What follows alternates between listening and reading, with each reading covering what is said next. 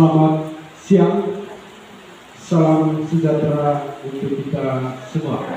Yang saya hormati pimpinan SMP Negeri 13 Satarisi, yang saya hormati teman-teman guru dan pegawai. Kita menyampaikan puji dan syukur kepada Tuhan atas segala berkat yang Dia limpahkan kepada kita semua pada hari ini. Agenda kegiatan kita pada hari ini yaitu kegiatan aksi nyata diseminasi budaya positif CGP Angkatan 10 tahun 2024, Fransiskus Jumedin, guru SMP Negeri 13 Kabupaten Manggarai, Provinsi Nusa Tenggara Timur.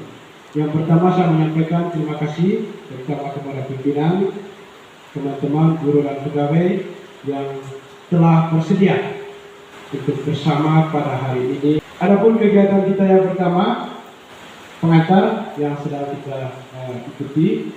Kemudian yang kedua, doa. Yang ketiga, sambutan pengantar sekaligus membuka kegiatan oleh pimpinan SMP Negeri 13 Satarisi. Yang keempat, agenda utama kita pemaparan materi oleh CGP. Yang kelima, diskusi. Keenam, refleksi. 7, penguatan sekaligus menutup kegiatan oleh pimpinan SMP 13 Satarisi. Membuka kegiatan kita pada hari ini, mohon kesediaan Ibu Susan untuk membuka dengan doa. Dalam nama Bapa dan Putra dan Roh Kudus, amin. Tak henti-hentinya kami memanjatkan puji dan syukur kehadirat-Mu ya Tuhan, atas besar cinta-Mu kepada kami semua, sehingga Engkau mempersatukan kami kembali di sini pada hari ini dalam keadaan sehat perantaraan Kristus Tuhan kami. Amin. Selanjutnya kita mendengarkan sambutan singkat pengantar dari pimpinan sekaligus membuka kegiatan kita pada hari ini dengan resmi. Terima kasih atas kesempatan yang diberikan oleh Bapak Fransiskus Jumedin selaku calon guru penggerak Angkatan 10. Tentu sangat-sangat saya hormati Pak Siku atas perjuangannya hingga sampai pada titik ini. Yang saya hormati pula Bapak Ibu guru, Ibu guru pegawai.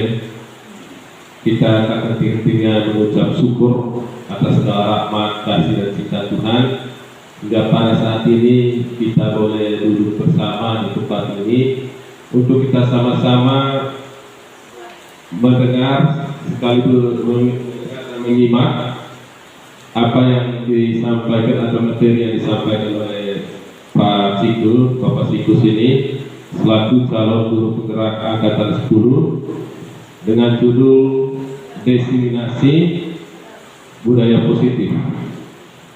Diseminasi ini secara pengertian berdasarkan apa yang saya baca adalah kegiatan penyebaran informasi yang ditujukan kepada kelompok, target atau individu agar memperoleh informasi, menerima, dan akhirnya dapat mengubah perilaku sasaran. Artinya Bapak Ibu sekalian, kegiatan ini adalah penting kita ikuti secara bersama-sama, bukan hanya untuk kepentingan Pasikus, tetapi kepentingan kita semua. Oleh karena itu saya mengajak kita semua mengikuti kegiatan ini dengan baik. Kemudian yang berikut, seperti apa nanti materinya, nanti kita akan menyimak secara bersama-sama. Mari kita ikuti kegiatan ini dengan baik. Terima kasih kepada pimpinan SMP Negeri 13 Satarisi yang sudah memberikan pengantar sekaligus membuka kegiatan diseminasi budaya positif calon guru penggerak Angkatan 10 tahun 2024. Selanjutnya saya langsung ke pemaparan materi. Oke, materi utama kita pada hari ini adalah budaya positif. Kemudian selanjutnya tujuan dari kegiatan aksi nyata ini adalah yang pertama memahami dan menumbuhkan budaya positif di sekolah dengan membimbing dan mengarahkan siswa untuk melakukan pembiasaan yang positif sesuai dengan keyakinan kelas yang telah disepakati bersama. Kemudian yang kedua, setelah kita memahami, kemudian kita mampu mengimplementasikan budaya positif di lingkungan sekolah sesuai kesepakatan yang telah dibuat. Ada beberapa materi atau konsep inti dalam budaya positif. Yang pertama itu perubahan paradigma belajar. Yang kedua, disiplin positif dan nilai-nilai kebajikan universal. Yang ketiga, teori motivasi, hukuman, penghargaan, dan restitusi. Yang keempat, keyakinan kelas. Yang kelima, kebutuhan dasar manusia dan dunia berkualitas. Yang keenam, restitusi. 5, posisi kontrol. Dan yang ketujuh, restitusi segitiga restitusi. Yang pertama yaitu paradigma. Paradigma belajar itu adalah cara pandang terhadap proses pembelajaran di sekolah yang terdiri dari dua. Ada dua paradigma, yaitu paradigma lama dan paradigma baru. Yang membedakan ini adalah paradigma lama itu berpusat pada guru. Semua kegiatan pembelajaran dalam proses pembelajaran paradigma lama itu semuanya berpusat pada guru. Guru merupakan satu-satunya sumber pembelajaran. Kemudian, sedangkan paradigma baru itu proses pembelajaran itu berpusat pada peserta didik. Peserta didik diberi kesempatan untuk melakukan aktivitas pembelajaran secara langsung untuk menciptakan mereka bisa berinovasi, berpikir kritis, dan mampu berkolaborasi dengan orang lain. Yang membedakan paradigma lama dan paradigma baru itu dari segi siswanya, perilaku pembelajar atau siswa. Kalau paradigma lamanya, siswa itu menerima secara pasif. Sedangkan dalam paradigma baru, itu ada yang istilahnya konstruktif dan partisipatif. Siswa dilibatkan untuk mengikuti kegiatan secara, kemudian yang kedua, kompetitif secara individu. Jadi, aktivitas siswa itu secara individu. Sedangkan paradigma baru itu adanya kolaborator dan kerja sama. Jadi antara siswa itu saling bekerja sama, terutama dalam proses pembelajaran menggunakan metode diskusi. Yang ketiga, taat prosedur. Taat prosedur, apa yang sudah ditetapkan oleh guru itu dianggap benar dan harus diikuti oleh siswa atau murid. Sedangkan dalam paradigma baru itu adanya penemu dan penciptaan. Jadi selain guru membuat prosedur, siswa juga diberi kesempatan untuk melakukan suatu penemuan atau menciptakan sesuatu yang biasa kita dengar itu istilahnya inovasi. Kemudian yang keempat, berbasis fakta. Apapun yang ada di dalam buku itu yang kita pelajari. Sedangkan dalam paradigma baru itu berbasis masalah atau proyek. Siswa dilibatkan untuk menemukan sesuatu dengan mereka memberi kasus. Nah, dari kasus itu mereka akan mencari solusi sehingga mereka bisa menemukan masalah dari kasus apa yang sedang mereka lalui. Kemudian proyek, sekarang kita sudah ada proyek yang kita kenal P5. Dan yang terakhir, pengulangan dan latihan. Sedangkan dalam paradigma baru itu adanya perancangan dan penyelidikan. Itu sedikit pembeda paradigma lama dan paradigma baru. Kemudian lanjut, pembelajaran dengan paradigma yang baru merupakan pembelajaran yang berorientasi pada penguatan kompetensi dan pengembangan karakter sesuai dengan profil pelajar Pancasila. Jadi kemarin kita sudah menyusun visi kita, di dalamnya harus mengandung kalimat profil pelajar Pancasila. Jadi kalimat ini hanya ada 3, tetapi isi di dalamnya itu sangat luas cakupannya. Jadi ada 6 dimensi dari profil pelajar Pancasila, yaitu beriman, bertakwa kepada Tuhan Yang Maha Esa, dan berakhlak mulia, mandiri, bernalar kritis, berkebinekaan global, bergotong royong, dan kreatif. Jadi ini profil-profil ini yang dibutuhkan dalam paradigma belajar baru. Ya. Siswa itu harus memiliki sikap yang beriman. Kemudian dia harus bisa mandiri, bisa belajar sendiri, kemudian bernalar kritis, berkebinekaan global, bergotong royong, dan kreatif. Dia bisa menciptakan yang keluar sekarang itu disiplin positif dan nilai-nilai kebaikan universal. Jadi disiplin yang saya pahami, atau yang saya laksanakan selama ini, atau yang kita sering dengar kata disiplin itu merupakan tata tertib, teratur, dan kepatuhan pada aturan. Itu dalam budaya kita berkaitan dengan disiplin. Ternyata dalam budaya positif itu tidak hanya terbatas pada disiplin saja, harus sampai pada disiplin positif. Apa yang membedakan antara disiplin dan disiplin positif? Kalau disiplin saja, kita belum tahu apa motivasinya seseorang mengikuti atau melakukan tindakan disiplin. Kita belum tahu motivasinya apa. Hanya takut ditegur oleh pimpinan. Itu kita tidak tahu. Ya, misalnya saya datang setiap pagi, rajin. Apa motivasi saya? Apakah saya bertanggung jawab dengan tugas saya? Apakah hanya supaya saya jangan dimarahi atau ditegur oleh pimpinan? Itu disiplin. Yang seperti itu disiplin. Sedangkan disiplin positif, ada plusnya. Disiplin positif yaitu pendekatan mendidik anak untuk melakukan kontrol diri dan pembentukan kepercayaan diri.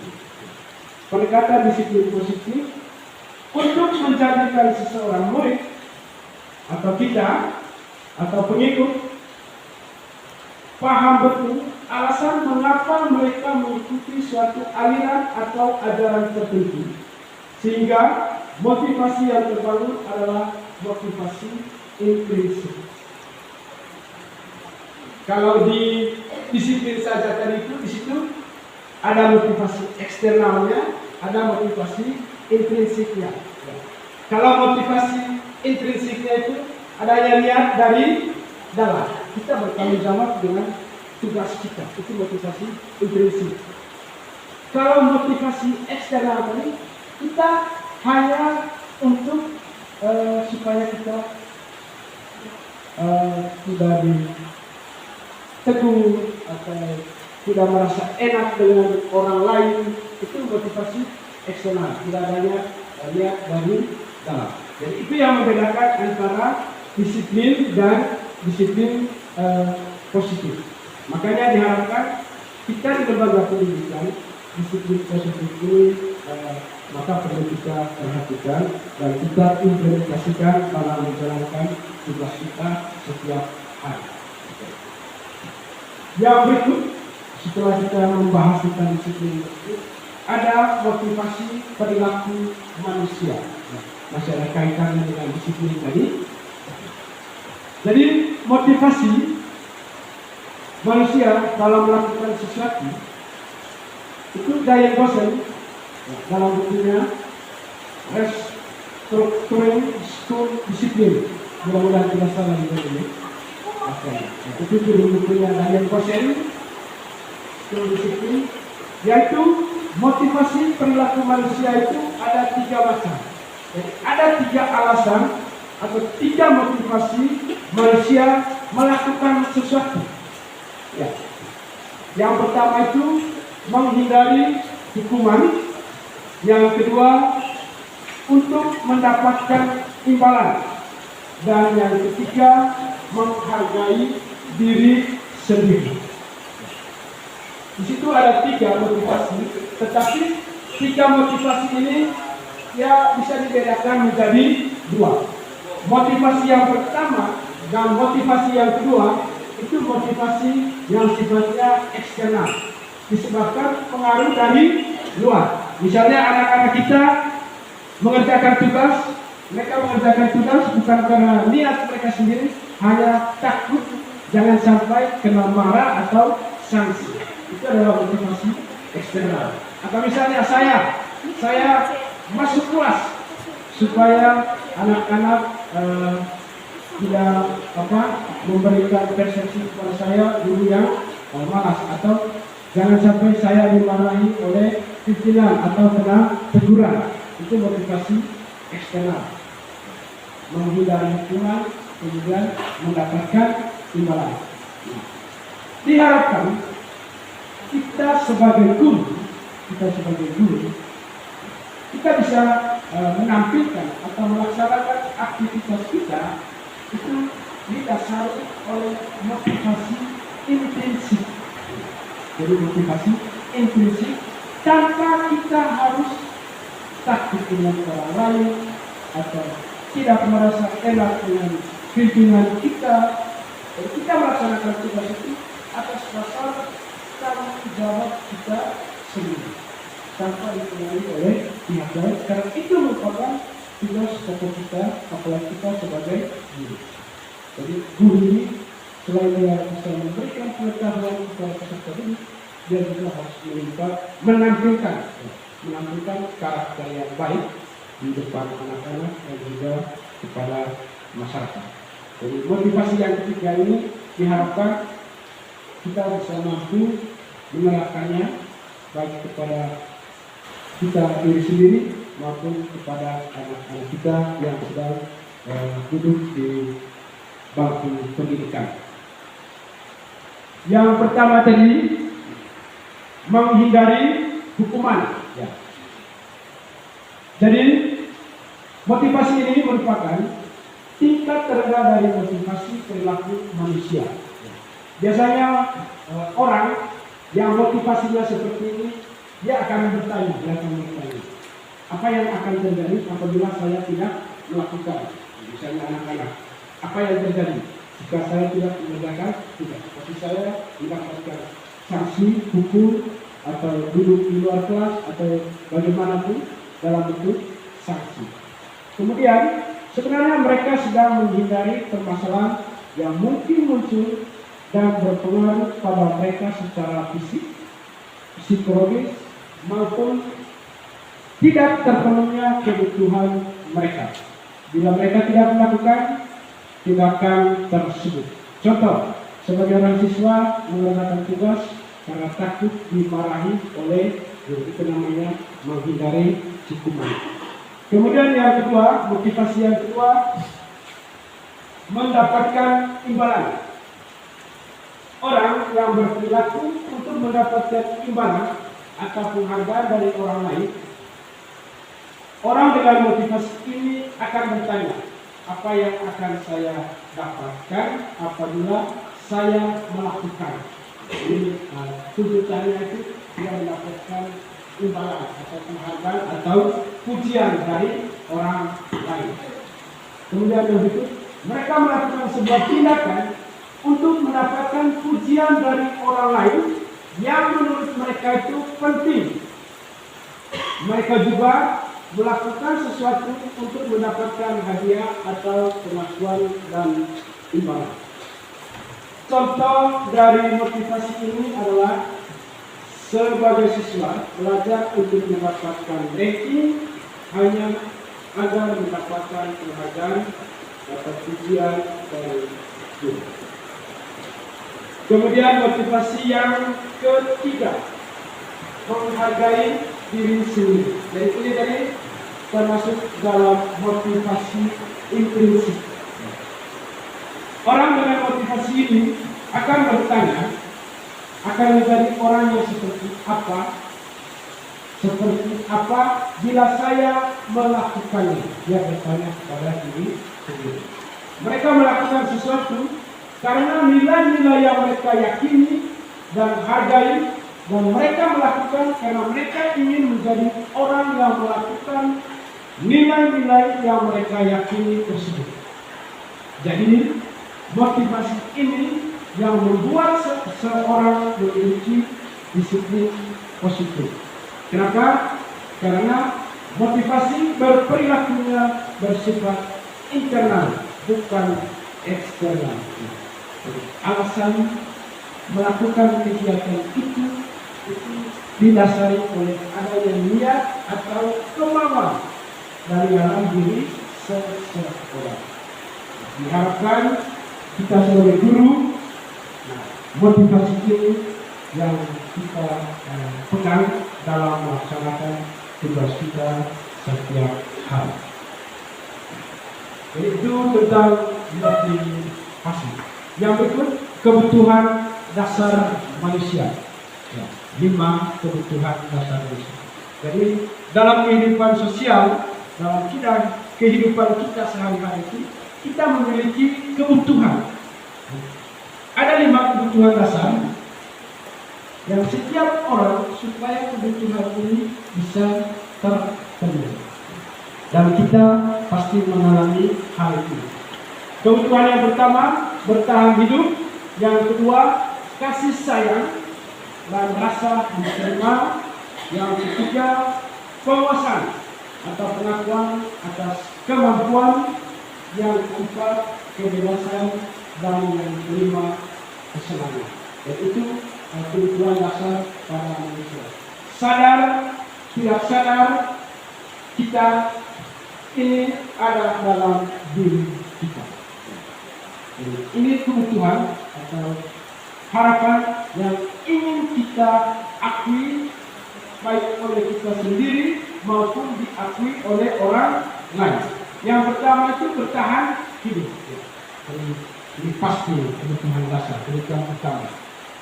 Kalau dalam ilmu ekonomi ini kebutuhan primer. Ini berkaitan dengan supaya kita bisa hidup layak.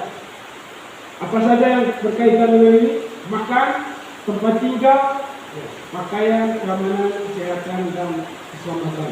Kebutuhan primer. Yang kedua, kasih sayang dan rasa diterima.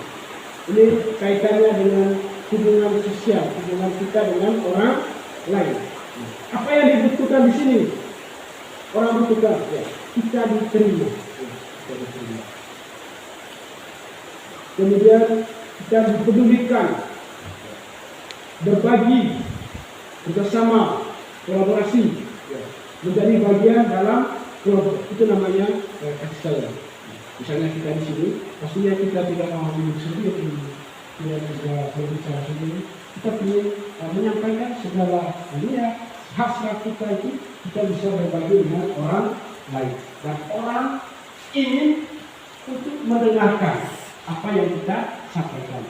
Ketika kita berbicara, orang lain tidak mendengar, maka kebutuhan ini tidak terpenuhi. Berarti kita tidak diterima, karena kita tidak mendengarkan.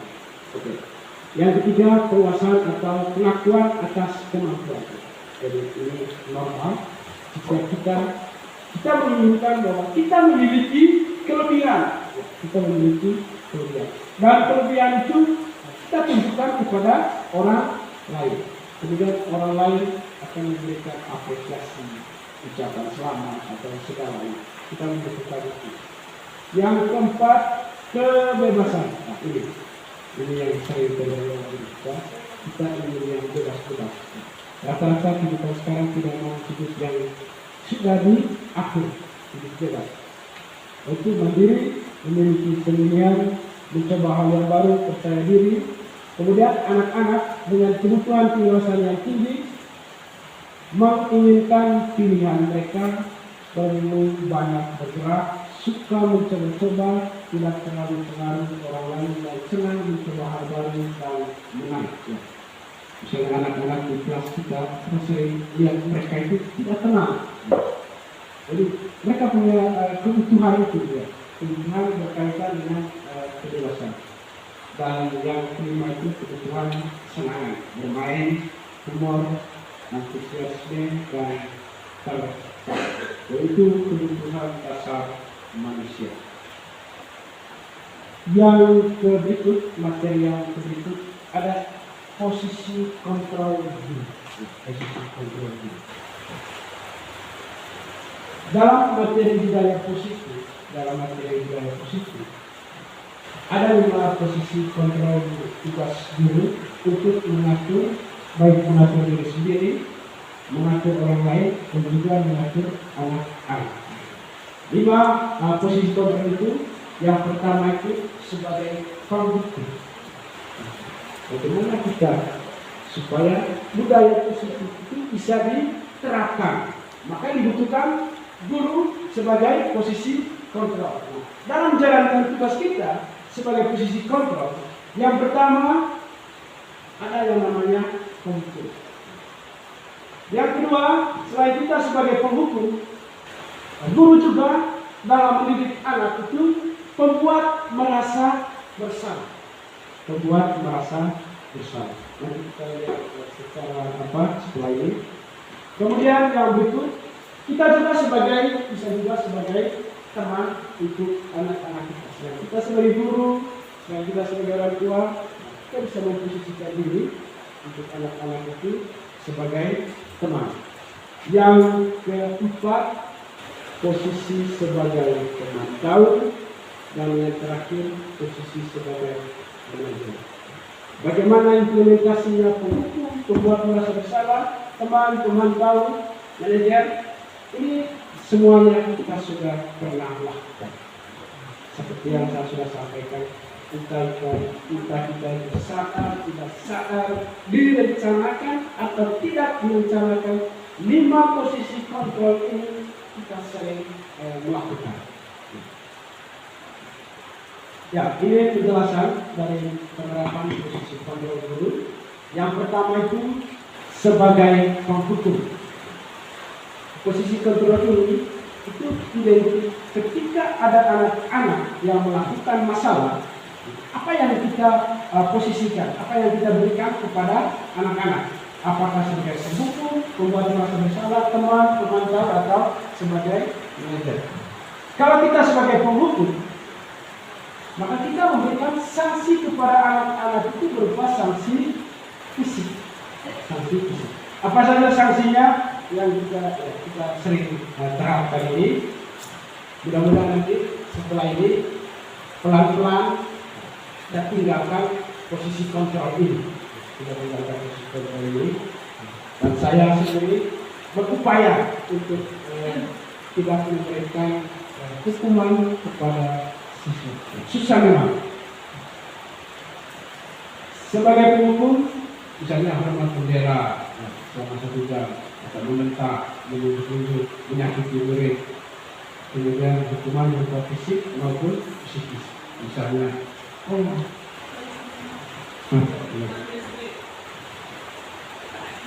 sebagai penghukum, ketika ada anak yang melakukan kesalahan, maka tindakan yang dilakukan oleh guru itu memberikan hukuman secara fisik kepada murid-murid kita. Sering kita lakukan ini. Kemudian yang kedua, pembuat merasa bersalah. Jadi pada posisi ini itu sering juga kita lihat.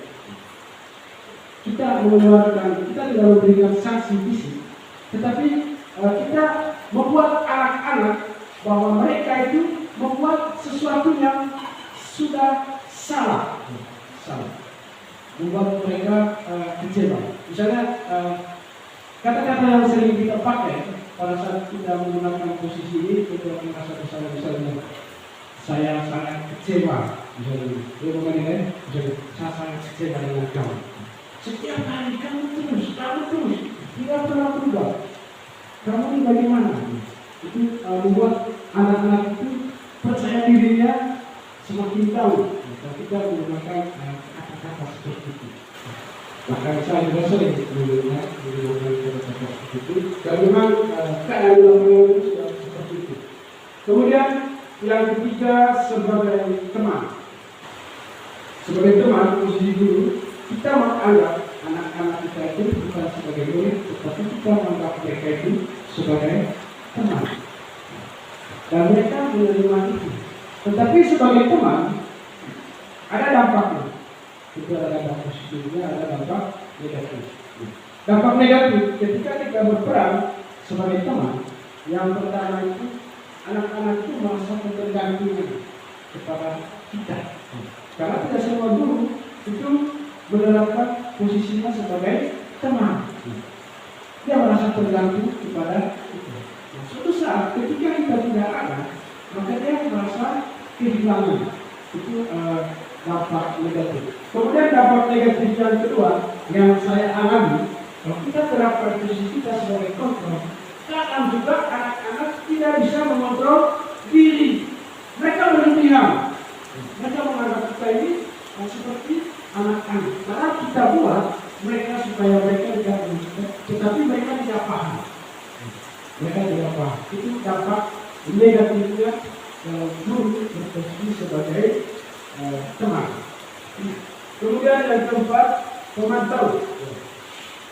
Jadi posisi sebagai pemantau ini ada kaitan antara aturan dengan masalah yang dilakukan oleh anak. Aturan itu sudah dibuat. Itu namanya aturan. Nanti kita belajar dengan itu. Aturan dengan apa? Apa yang membedakan aturan dengan keyakinan kelas? Kalau aturan itu dibuat oleh satu pihak, satu arah yang buat. Misalnya yang buat aturan itu adalah guru, hanya orang dewasa. Anak tidak dilibatkan untuk membuat aturan. Mereka ditugaskan untuk mengikuti aturan. Itu aturan. Kalau keyakinan anak dilibat untuk membuat suatu kesepakatan. Apa yang harus kita buat? Kita sepakat. Dan kesepakatan ini kita bisa diimplementasikan dalam kehidupan sehari-hari. Jadi sebagai pemantau itu dalam aturan ketika misalnya kita kalau anak-anak sudah melebihi 3 kali panggilan itu pemantau. Sudah lebih 3 kali panggilan, maka sanksi terakhirnya adalah dia keluar dari sekolah. Itu pemantau. Atau ketika anak-anak terlambat, maka sanksinya adalah berhenti pemantau. Sesuai dengan yang ditetapkan dalam peraturan. Dan yang kelima sebagai manajer. Sebagai manajer ini kita dituntut untuk menjadi sebagai motivator, memberikan motivasi kepada anak-anak. Kemudian bukan sebatas motivasi saja, kita juga harus memberikan solusi kepada anak-anak ketika mereka mengalami masalah. Ini yang diharapkan oleh budaya positif ini. Kita itu memposisikan diri guru itu sebagai manajer.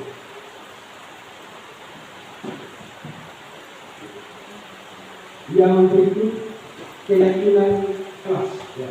Tadi kita bicara tentang posisi kontrol, sekarang keyakinan kelas ya. Bahkan kita sudah buat di kelas tentang keyakinan kelas. Jadi kita hanya lihat sekitar saja.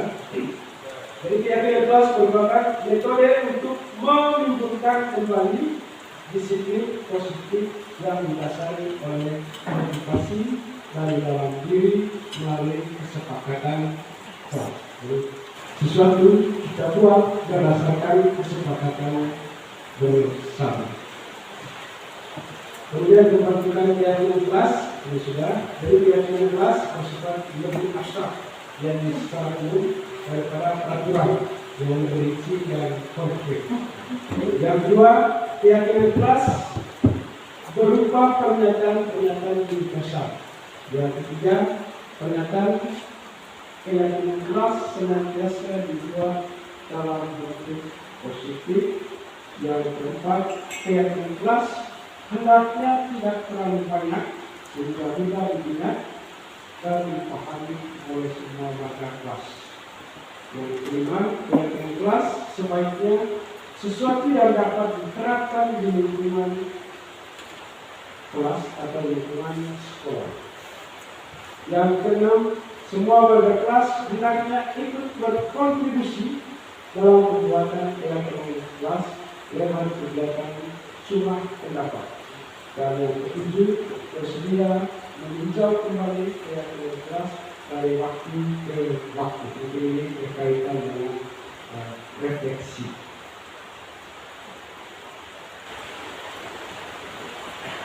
Yang ikut segitiga restitusi.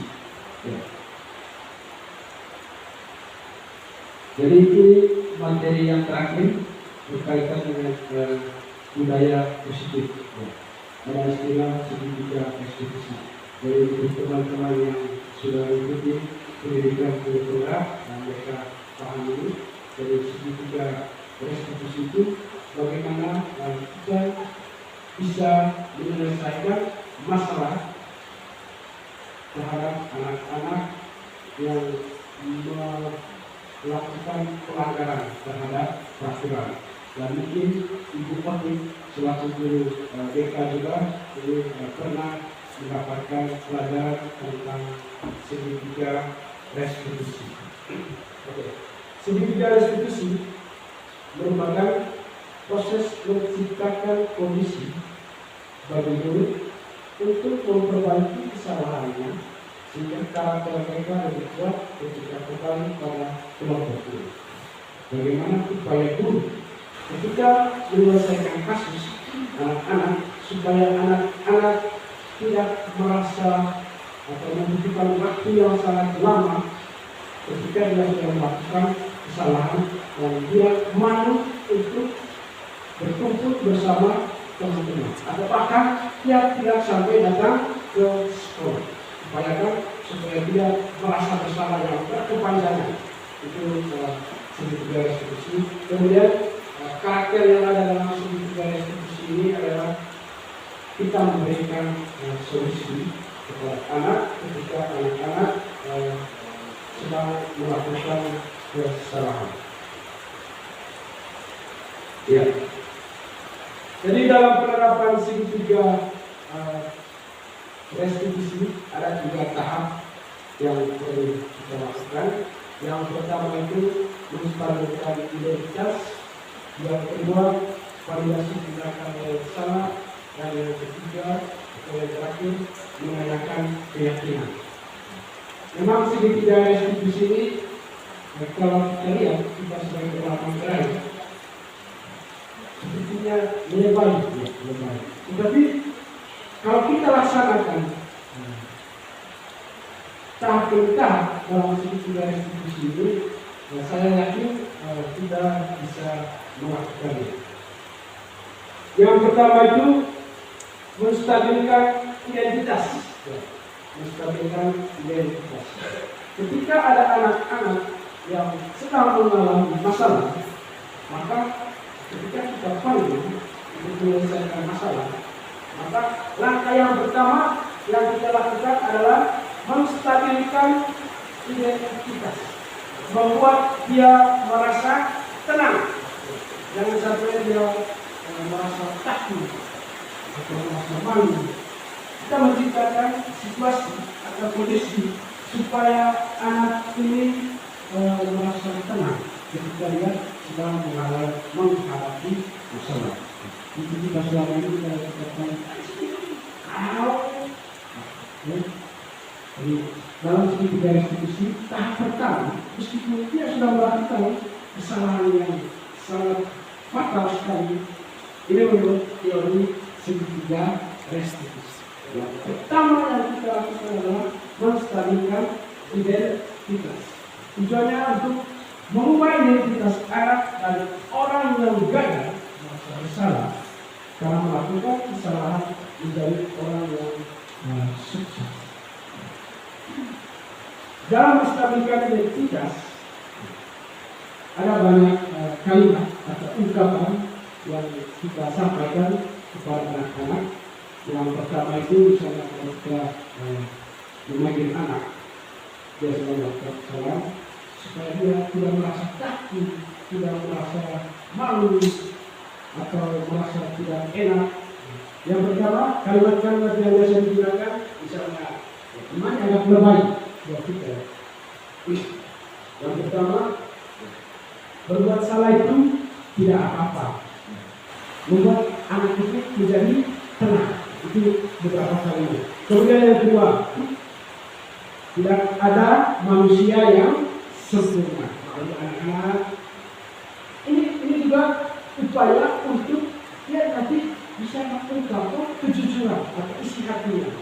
Ketika nanti kita menyelesaikan masalah, memberikan tekanan, maka dia juga akan melawan tekanan kita. Dia tidak akan jujur, karena dia sudah diberi tekanan oleh kita. Mau dia mau, kita harus menstabilkan identitas ini. Nanti dengan sendirinya dia akan menyampaikan mengapa dia melakukan tindakan seperti itu. Karena rata-rata anak-anak itu sudah jujur. Yang ketiga yang kita bisa lakukan adalah, misalnya, saya juga pernah melakukan kesalahan seperti itu. Itu kata-katanya. Jadi buat salah itu tidak apa-apa. Tidak ada manusia yang sempurna. Kemudian yang ketiga, saya juga pernah melakukan kesalahan seperti itu, membuat dia merasa mengaku karena saya saja. Tetapi supaya dia bisa berubah. Kemudian yang keempat, kita bisa menyelesaikan masalah ini. Itu tahap pertama berkaitan dengan menstabilkan identitas. Kemudian tahap yang kedua, setelah kita memberikan dia rasa tenang, rasa nyaman, dia tidak takut dengan kita, dia merasa kita ini sebagai orang tuanya dia, berarti kita sukses. Langkah kedua, setelah identitasnya dia merasa tenang, langkah yang kedua adalah validasi tindakan yang sah. Jadi kita melakukan validasi tindakan yang sah. Yaitu pada tahap ini guru memahami bahwa setiap tindakan memiliki tujuan.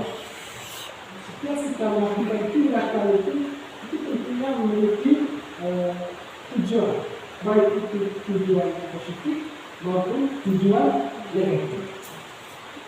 Jadi tujuan itu tidak setiap orang. Mungkin bagi kita tujuannya adalah negatif, tetapi bagi orang lain itu tujuannya positif. Tergantung kita mau pilih. Pada dasarnya setiap orang melakukan tindakan itu memiliki tujuan apa yang dia ingin capai. Jadi dalam validasi tindakan yang salah, contoh kalimat yang bisa digunakan, misalnya kita berhadapan dengan anak-anak, misalnya kemarin saya membuat sebuah restitusi, misalnya kasusnya, misalnya anak-anak, misalnya anak yang pintar ngamuk di kelas karena diganggu oleh temannya, Dalam posisi validasi tindakan yang kita lakukan, misalnya kita bisa menyampaikan kalimat seperti ini. Padahal kamu bisa melakukan yang lebih buruk dari yang sudah kamu lakukan. Maksudnya kamu bukan sekedar mengamuk saja, tetapi bisa lebih dari itu. Tentu saja kamu hanya membuat sebatas ini saja. Apa tindakan lebih dari itu? Misalnya memukul atau merusak barang teman-temannya, itu salah satu validasi tindakan. Yang kedua, kamu pasti punya alasan mengapa melakukan hal itu. Seperti yang saya sampaikan tadi, setiap orang melakukan tindakan pasti ada alasan dan ada tujuan yang ingin dicapai. Yang ketiga, kamu patut bangga pada diri sendiri karena kamu telah menemui sesuatu yang penting buatmu. Yang keempat, kamu boleh mempertahankan sikap itu, tetapi kamu harus menambahkan sikap yang baik. Dalam hal ini dia bisa berpindah. Yang ketiga, menanyakan keyakinan ini tahap yang terakhir dalam sisi kedua restitusi. Dalam keadaan ini, dalam tahap ini, murid akan diberikan pertanyaan-pertanyaan bermakna untuk memunculkan motivasi secara intrinsik dan mengaitkan keyakinan dengan tindakan yang sah. Kalimat atau contoh kalimat yang digunakan yang pertama, apa yang kita percaya sebagai kelas atau keluarga? Apa yang kamu percaya tentang kelas atau keluarga? Dalam kelas itu kita harus bersaudara, teman. Itu juga keluarga, papa, mama, ibu. Yang kedua, apa nilai-nilai umum yang kita telah sepakati berkaitan dengan keyakinan? Apa kesepakatan itu? Menanyakan keyakinan. Apa yang sudah kita sepakati? Mengingatkan mereka. Kemudian yang ketiga, apa bayangan kita tentang kelas yang ideal? Yang kelas yang ideal itu yang bagaimana? Berikan kesempatan untuk memikirkan bagaimana posisi kelas atau situasi kelas yang baik, yang memberikan kenyamanan bagi orang lain, memberi dia solusi. Yang keempat, kamu mau jadi orang yang seperti apa? Tentu saja pada dasarnya semua orang ingin menjadi orang yang baik. Pimpinan, Bapak Ibu dan pegawai, demikian pemaparan materi saya berkaitan dengan diskriminasi budaya positif. Yang berikut kita masuk pada sesi diskusi. Waktu dan kesempatan saya persilakan. Bapak Ibu sekalian, kita harus bersyukur hari ini kita mendapatkan materi ini bahwa kebiasaan disiplin itu sebenarnya bukan karena untuk memenuhi kebutuhan kepala sekolah atau kebutuhan orang, tapi kebutuhan ketenangan batin kita masing-masing. Kalau itu menjadi sebuah kebiasaan, maka otomatis kita tenang, nyaman. Lalu dengan materi ini saya mengajak sekali lagi kepada kita semua bahwa kebiasaan disiplin itu tujuan untuk menyenangkan diri sendiri, untuk ketenangan batin. Terima kasih, saya kembali. Terima kasih kepada pimpinan Presiden G13 yang sudah memberikan tanggapan tentang pemaparan materi budaya positif. Yang disoroti di sini adalah tentang motivasi perilaku manusia. Jadi ada tiga tadi, yaitu menghindari hukuman, yang kedua mendapatkan imbauan, dan yang ketiga menghargai diri sendiri. Dari tiga motivasi ini dibagi dua. Yang satu duanya itu adalah motivasi eksternal, sedangkan yang ketiga menghargai diri sendiri adalah motivasi intrinsik. Yang diharapkan kita memiliki motivasi intrinsik ini, motivasi yang berasal dari dalam diri kita sendiri dalam melaksanakan tugas dan aktivitas. Terima kasih pimpinan yang sudah memberikan tanggapan. Mungkin ada lagi yang bisa memberikan tanggapan dari Pak Satu. Terima kasih atas kesempatan yang diberikan. Menarik apa yang disampaikan oleh Mas Situs selaku CGT kita. Jadi dari pemaparan materi yang pertama sampai pada akhirnya materi restitusi itu semuanya berkonteks pada apa yang seharusnya kita lakukan. Hanya mungkin seperti yang disampaikan tadi, kontekstual dari penerapan disiplin positif itu mungkin bukan tidak sesuai, tapi membutuhkan waktu yang lama untuk penyesuaiannya terhadap konteks Manggarai. Sambil contoh, penerapan restitusi itu sudah pernah saya buat dalam kelas. Itu masalahnya si Ambo itu, Ambo, Salmon dengan satu lagi, Rico Gyo. Jadi karakternya memang pada saat kita memberikan solusi sesuai dengan restitusi yang kita gunakan, ya oke-oke saja. Apa yang kita harapkan memang seperti ini yang mereka jawab. Setelah itu kita buat jawaban yang sama. Artinya dari apa yang kita buat, dari cara kita ke mereka, itu mereka juga meyakinkan kita bahwa seolah apa yang kita buat itu mereka paham. Tapi pada akhirnya tidak tahu itu alasannya apa. Setelah dibuat lagi, ya kita hasilnya sama. Ya mungkin dari konteks ini mungkin penerapannya memang membutuhkan waktu yang panjang. Ya barangkali kedepannya untuk kita lembaga kita bisa atas, mari kita terapkan restitusi itu mulai dari anak didik kita yang baru masuk di awal. Kenapa? Penerapan restitusi itu seharusnya itu secara berkelanjutan, mulai dari adaptasi pada lingkungan kita sampai pada akhirnya mereka beranjak kaki keluar dari lingkungan kita. Mungkin itu baru pas. Untuk penerapannya langsung pada tingkat yang terakhir itu akan membingungkan kita. Bahkan mereka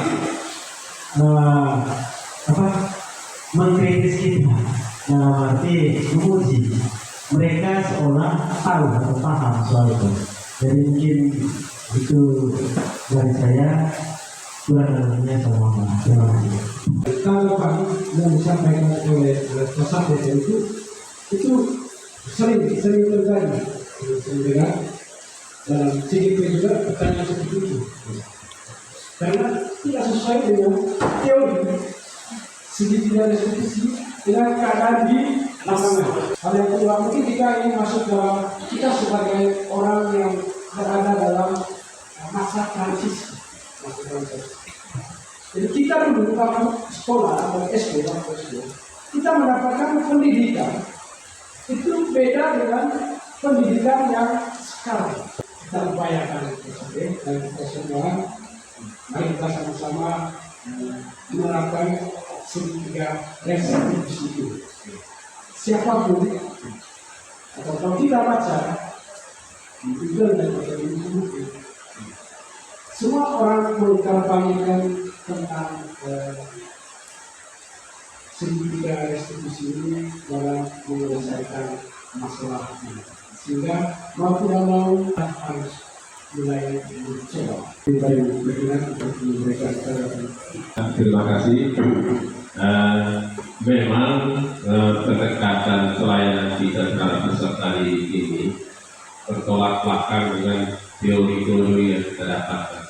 Tetapi mau tidak mau kita harus berjuang bersama.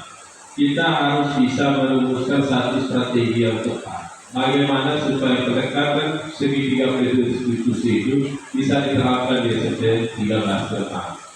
Salah satu caranya adalah pertama, pada waktu nanti PPDB penerimaan peserta didik kita harus punya asesmen awal terhadap peserta didik kita. Nanti data yang kita peroleh dari asesmen itu adalah rekomendasi bagi setiap guru untuk melakukan pendekatan pembelajaran di kelas. Melihat kenyataan peserta didik kita sekarang di lingkungan masyarakat punya keterampilan, punya pemahaman baik, luar biasa. Sehingga mungkin inti dari segitiga restitusi ini ke diri kita guru, sekolah, kita harus memahami potensi atau kecerdasan yang terselubung dari peserta didik kita. Sehingga suka tidak suka kita harus banyak belajar, banyak berjuang, banyak menyesuaikan diri supaya kita bisa melayani peserta didik dengan penuh cinta kasih dan penuh kasih sayang. Terima kasih, begitu saja tanggapan. Tanggapan dari pimpinan tadi berkaitan dengan penerapan segitiga restitusi. Diharapkan kita sejak awal untuk mengetahui identitas seorang anak. Jadi itu yang diharapkan Bapak Ibu, supaya hal yang pertama yang perlu kita lakukan itu adalah mengenal anak-anak. Kita harus mengenal, mengetahui, kemudian mengetahui potensi yang ada dalam diri anak. Itu penting bagi kita, supaya kita bisa tahu bagaimana cara menggali bakat atau potensi atau keterampilan yang dimiliki oleh seorang anak. Kemudian mungkin satu hal yang paling penting, segitiga restitusi ini dapat terlaksana. Kita sebagai guru juga, mohon maaf, kita harus bisa memberikan contoh atau perilaku yang baik. Karena itu kita menyelesaikan masalah untuk mencari solusi. Makanya kita mulai dari ini, kita bisa berubah, kemudian kita melakukan pembahasan kepada anak-anak kita ataupun kepada orang. Baik, terima kasih sudah diberikan kepada saya. Jadi yang pertama saya ucapkan terima kasih kepada Bapak Profesor dan guru angkatan 10 yang sudah memaparkan materinya terkait budaya positif di sekolah. Nah, jadi budaya positif ini materi ini sangat luar biasa jika diterapkan di dalam sekolah. Jadi satu tadi refleksi dari materi yang sudah dipaparkan oleh Bapak Mahasiswa tadi terkait dengan bagaimana kita menyelesaikan permasalahan siswa menggunakan segitiga restitusi. Mungkin sebelum ke segitiga restitusi, awalnya itu kita pahami dulu kebutuhan yang dipenuhi oleh anak didik yang bermasalah. Mungkin dengan kita memahami kebutuhan apa yang ingin dipenuhi oleh anak didik, maka penyelesaian segitiga restitusi itu lancar dan aman, dan permasalahan yang dialami oleh anak didik itu mungkin bisa diatasi. Dan mungkin satu lagi Pak, berdasarkan pengalaman selama ini untuk menyelesaikan permasalahan ini, kita hadapi anak didik itu dengan langkah-langkah dari segitiga restitusi yang sudah dipaparkan tadi. Bagaimana kita menstabilkan identitas anak, kita mengajak anak itu ke hal-hal yang baik dari apa yang sudah mereka buat. Intinya yang pertama itu kita pahami dulu kebutuhan yang ingin dipenuhi oleh anak. Terima kasih kepada ibu kita, refleksi atas semua kegiatan kita pada hari ini. Baik, sebelum kita menutupi kegiatan kita, dari kegiatan ini, dan apa yang akan kita mau lakukan pertama, itu yang bisa memberikan refleksi dari kegiatan ini. Saya akan Baik, terima kasih atas kesempatan yang diberikan. Sekedar refleksi awal dari apa yang kita ikuti sejak awal tadi sampai pada saat ini. Dari saya, dimulai dari materi awal tadi tentang paradigma. Paradigma itu perubahan dari kita sebagai guru bukan lagi menerapkan pembelajaran yang konvensional, tetapi kita harus menerapkan pembelajaran sesuai dengan kebutuhan murid. Yang kedua tadi berkaitan dengan 5 posisi kontrol. 5 posisi kontrol guru ini kita semua diminta dikontroli oleh yang pertama tadi sebagai pemantau, teman sampai dengan posisi kita sebagai manajer. Dan dianjurkan kita harus berada pada posisi sebagai manajer. Yang ketiga tadi dengan keyakinan di setiap kelas kita diminta untuk merancang sebuah keyakinan sebagai kekuatan kita sebagai guru dalam melaksanakan tindakan-tindakan untuk menjawab restitusi yang akan dibuat dalam menyelesaikan proses permasalahan yang dialami oleh siswa. Mungkin itu saja refleksi awal dari saya. Sekian, saya kembalikan. Terima kasih. Baik, terima kasih kepada kalian yang sudah menyampaikan refleksinya dari kegiatan kita pada hari ini. Jadi, Bapak Pimpinan, Bapak Ibu Guru dan pegawai, jadi itu kurang lebih refleksi secara umum yang kita dapatkan dan diharapkan kita mampu mengimplementasikan dalam aktivitas kita sebagai guru. Terima kasih Pak Guru. Baik, sebelum kita menutupi segala rangkaian kegiatan kita pada kesempatan ini, sekali lagi kami mohon kesediaan Bapak Pimpinan untuk memberikan penguatan sekaligus menutup semua rangkaian kegiatan diseminasi positif pada kesempatan ini. Terus sekalian mari kita berikan aplaus kepada kita Pak Ibu. Luar biasa dalam penyajian materi ini, sungguh-sungguh berisi dan berbobot. Berharap kita semua kegiatan seperti ini kita ikuti secara bersama-sama. Kemudian harapan saya juga ke depan ini adalah jangan hanya ikut karena tidak enak dengan kepala sekolah. Kalau kita pahami materi tentang motivasi intrinsik, motivasi eksternal, mungkin pada kesempatan ini juga muncul itu perasaan tidak enak. Paling tidak motivasi kita adalah kita tertular yang namanya perkembangan pembelajaran. Yang dosen itu menarik sekali. Belum tentu kita membaca buku di rumah dan mendapatkan teori seperti itu. Kita sebagai pendidik mestinya kita berbicara punya banyak referensi. Sehingga saat ini dari kegiatan guru penggerak ini saya mulai beli buku saya. Ada dua buku baru yang saya beli. Satunya judulnya Ketua Lingkungan, satu judulnya adalah Filsafat Thomas Aquinas. Jadi memang kalau saya baca buku itu tidak berarti saya menguasai isinya, tetapi paling tidak satu dua kata kita bisa menjadi referensi kita. Karena ke depan guru ini seperti ini terus. Ya, kalau program guru penggerak ini berlanjut, maka tugas kita dalam menyajikan materi seperti ini, karena prinsipnya berbagi.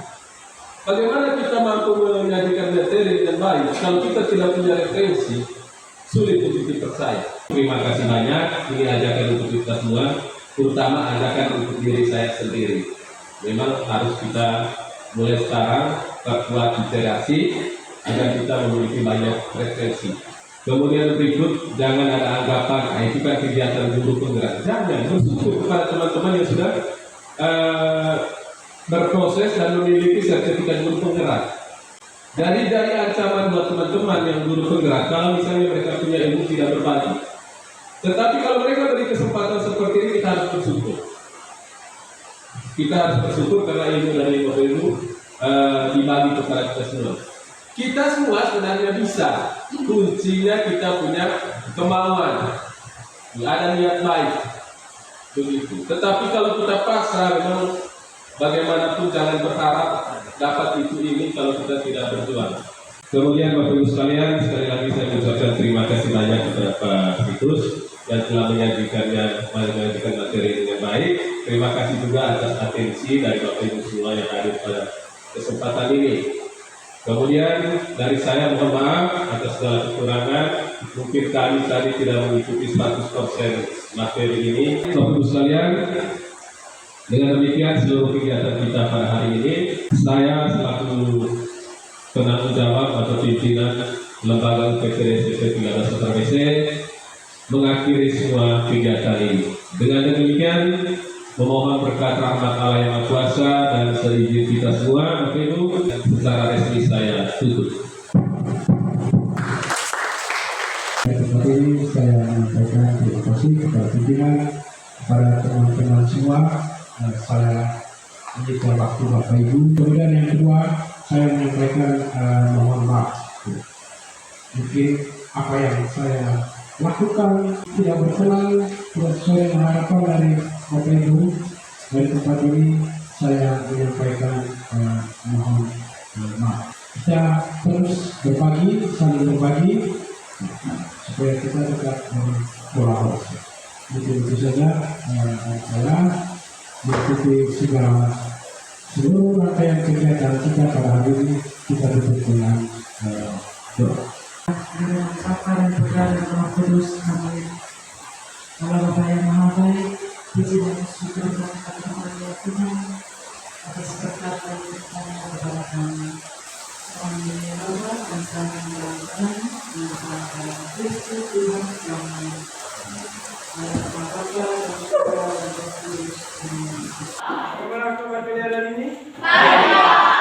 Terima kasih. Jadi anak-anak, hari ini kita akan membuat keyakinan kelas khusus pada saat mata pelajaran IPS. Maksudnya, hal-hal apa yang kalian dan guru kalian lakukan pada saat les IPS sehingga pembelajaran kita itu bisa berjalan dengan baik, aman, lancar. Harapan kamu, kemudian niat kamu, keinginan kamu, kamu tuliskan dalam kertas ini. Kemudian nanti ditempelkan di papan. Dari situ nanti baru kita lihat kira-kira mana yang kita pakai sebagai keyakinan kelas pada saat pembelajaran. Paham? Paham.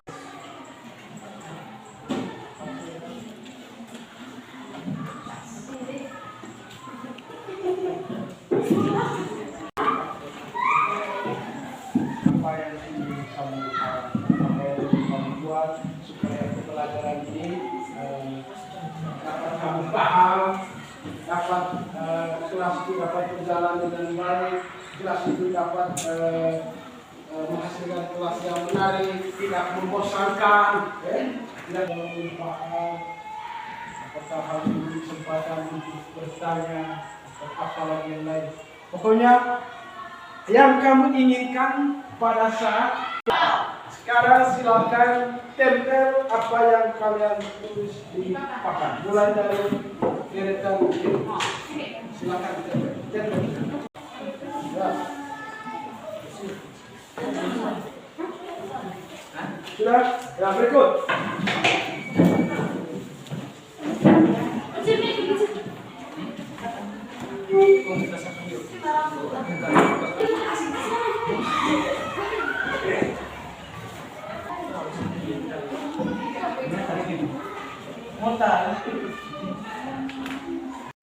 Oke, saya akan membacakan sopan kepada guru IPS dan juga harus mendengar materi dari guru IPS.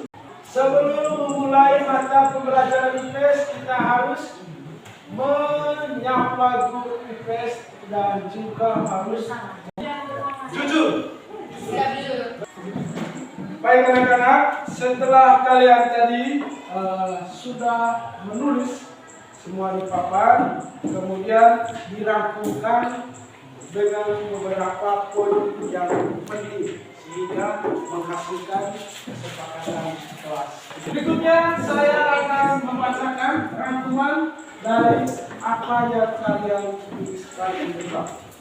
Yang pertama itu bersikap sopan. Yang kedua, mendengarkan guru pada saat pembelajaran IPS.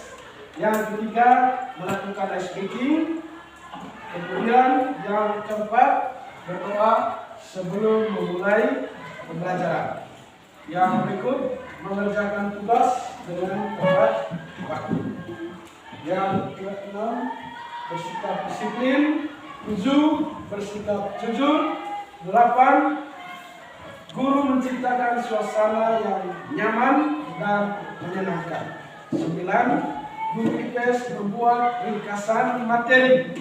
10. Memberikan tanggapan atau pertanyaan berkaitan dengan materi pembelajaran. Yang ke-11, bertanggung jawab. Kita rangkumkan lagi atau kita persempitkan lagi menjadi 6 poin penting yang dijadikan kesepakatan kita pada saat pembelajaran IPS.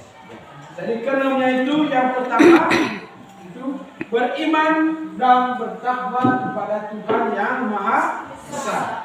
Yang kedua, bersikap sopan. Yang ketiga, bertanggung jawab.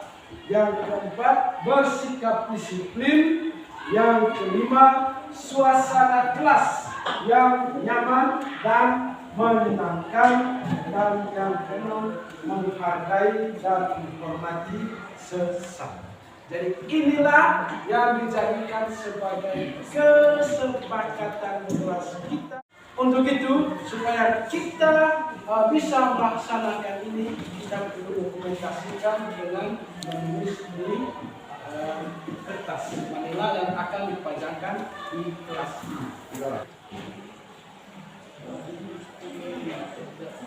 Beriman dan bertakwa.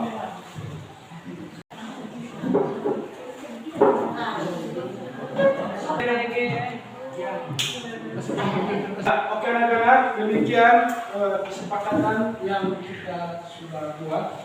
Jadi kesimpulannya, dari apa yang kalian tulis tadi, hasilnya ada 6 poin. Dari beberapa masukan atau harapan kalian itu dirangkum menjadi 6 poin penting yang kita wajib laksanakan pada pembelajaran IPS. Untuk bisa laksanakan ini, maka di dalam keyakinan ini kita harus lampirkan nama kita semua dengan tanda tangan. Resia maju, gitu saja. Resia bikin R.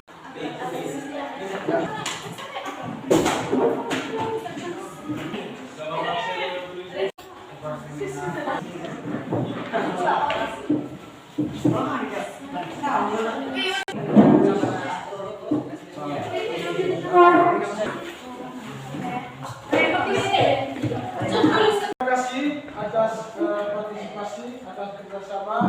Jika kalian tadi sudah menuliskan sebagai pernyataan kalian untuk melaksanakan kesepakatan kelas ini dengan baik ya. Kesempatan yang terakhir, refleksi kalian setelah kamu membuat kesepakatan baik, apa yang kamu dapatkan tadi setelah kamu membuat keyakinan kelas ini, apa tanggapan kalian, apa alasan kalian untuk dilakukan setelah membuat keyakinan kelas ini? Ataukah waktunya tidak cukup sehingga kami tidak bisa berpikir untuk membuat keyakinan?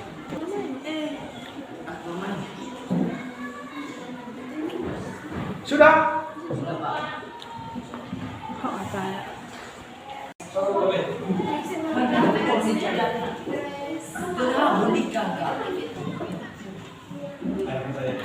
Ini sudah semua?